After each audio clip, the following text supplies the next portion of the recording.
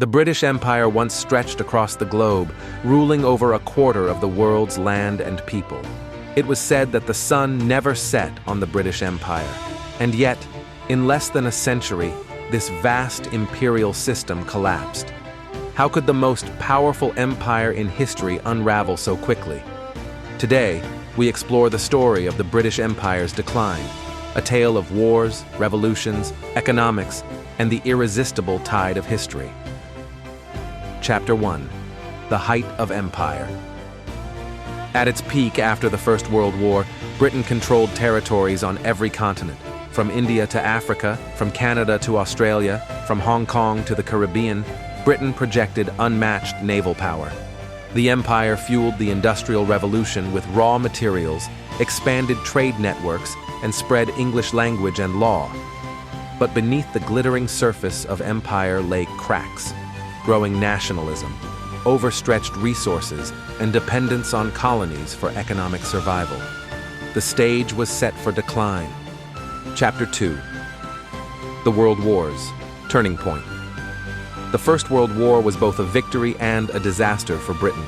The empire fought together.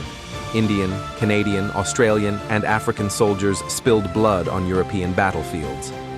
But victory came at a staggering cost. Britain emerged victorious but economically drained, saddled with debt, and increasingly reliant on the United States. The Second World War would finish the job. Britain once again stood tall in 1940, refusing to surrender to Nazi Germany. Yet by 1945, though on the winning side, the empire was bankrupt. London was in ruins, its navy eclipsed by America, its colonies restless. The world had shifted, and Britain was no longer its master. Chapter 3. The Rise of Nationalism. Perhaps the most powerful force driving the empire's collapse was nationalism. Across the globe, colonized peoples demanded independence. In India, Gandhi's nonviolent movement rallied millions, making British rule increasingly untenable. In Africa, leaders like Kwame Nkrumah pushed for self-government. In the Middle East, Arab nationalism rose as Britain's influence waned. The age of empire was giving way to the age of nations. For Britain, holding on to colonies became politically, economically, and morally impossible. Chapter 4. The Suez Crisis. The End of Illusion. If one moment symbolized the death of the British Empire, it was the Suez Crisis of 1956.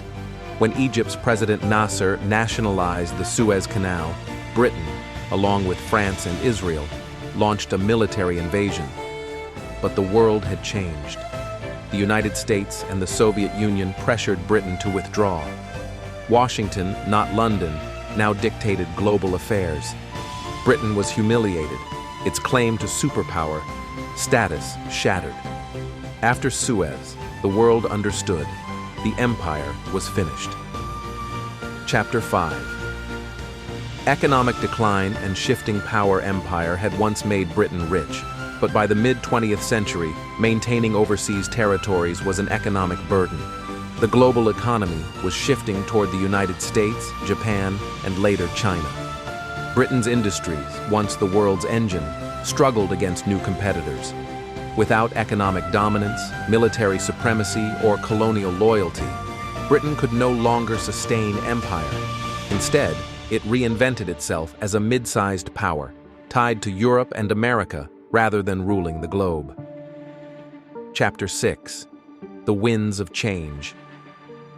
In 1960, British Prime Minister Harold Macmillan delivered his famous speech in South Africa. The wind of change is blowing through this continent. He acknowledged what was already clear: colonialism was over. One by one, African nations achieved independence: Ghana, Nigeria, Kenya, and many more. The Caribbean islands followed, as did much of Asia. By the 1970s, the empire had dissolved into the Commonwealth, a voluntary association of independent states bound by history, but no longer by imperial rule. Chapter 7. Legacy of Empire. So why did the British Empire decline? It was not one single event, but a convergence of forces. The devastating costs of 2 world wars, the irresistible rise of nationalism, the shift in global economic power, and the inability of Britain to adapt to a new world order. Yet the empire's legacy remains.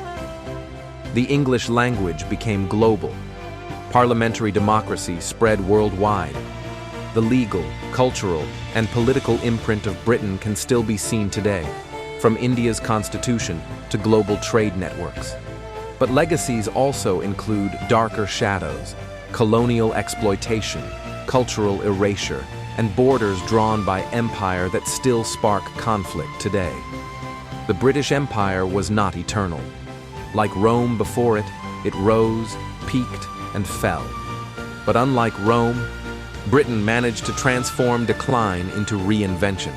It traded empire for influence, colonies for partnerships, and power for diplomacy. The empire is gone. But the questions it raises about power, ambition, and decline remain timeless. For in the story of Britain, we glimpse the fate of all empires.